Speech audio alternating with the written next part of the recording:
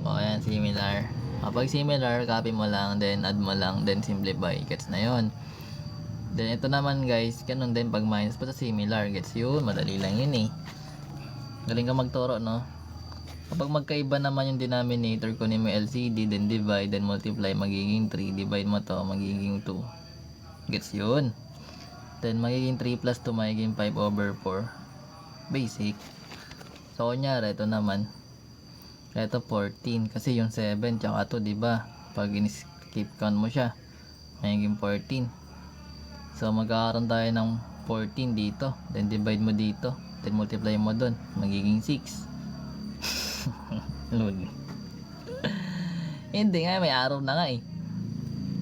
Sheesh. So yun guys, magkakaroon tayo na ito guys. Divide mo lang, araw-araw na yun, no? Araw-araw na. Then magiging yan.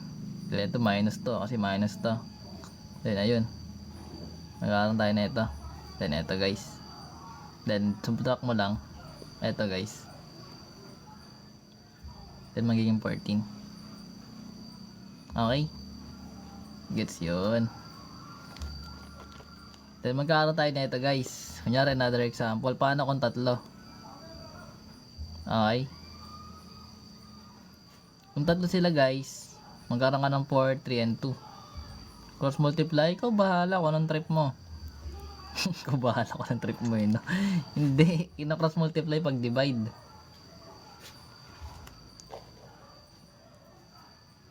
So, ayun ginagawa. Pag 3 naman, 2, 3, and 4. So, copy mo yung 2, 3, and 4 guys. Skip count mo sila. Kung ano yung unang tinamaan na number, yun yung magiging LCD. Then, same process, divide, then multiply. So, divide mo naman dito, tapos dito sa kabila. So, ayan. Gagawin. Ganun pa rin. So, magkakaroon tayo ng 12 divide 2, magiging 6 times 1, magiging 6. Then, 12 divide 3, magiging 4 times 2, magiging 8. Then, 12 divide 4, that is 3 times 3, magiging 9. Then, yung plus, tsaka minus. Ito pa.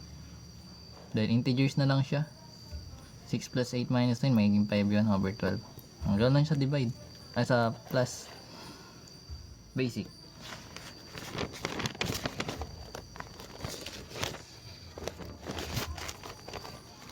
Sabi naman, nag-scroll lang, sinambal na daw.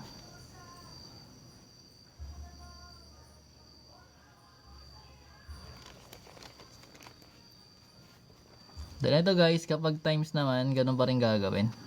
Pero sa case kasi ng multiplication, direct multiplication lang siya, yung A sa C, then yung B sa D. So, meron kang 1/2 times 3 halves, 3 raised to 4. Multiply mo to dito, magiging 3. Ito dito, ganun din. So, games yun, ganun lang yun. Basic na yun. Then, kung negative naman, hindi negative pa rin yung sign. Pero, ganun pa rin siya yung multiply. Pero may case na, pares negative, magiging positive yung sign. Gets yun. Gets na yun. Huwag na natin patagal-tagalin no guys. Madali lang kasi ito eh. Then yung pag-divide, ito yung cross multiply. Tingnan mo yung A mo sa numerator, yung D na sa baba, naging AD siya. Then yung B mo, tsaka sa C, magiging BC. Kung meron kang 1/2, 3/4 naka-divide. Then 1 times 4, 2 times 3. Simplify, 2/3. Or pwede mo gamitin ito, copy yung first term, change the sign reciprocal. So kinapin natin yung 1/2. Kinapin natin yung 1/2, yung divide naging times, then naging 3/4, naging 4/3, reciprocal. Then multiply mo na kasi multiplication na to eh. So direct na lang yan. Okay. Then ayun na siya mangyayari. Gets yun.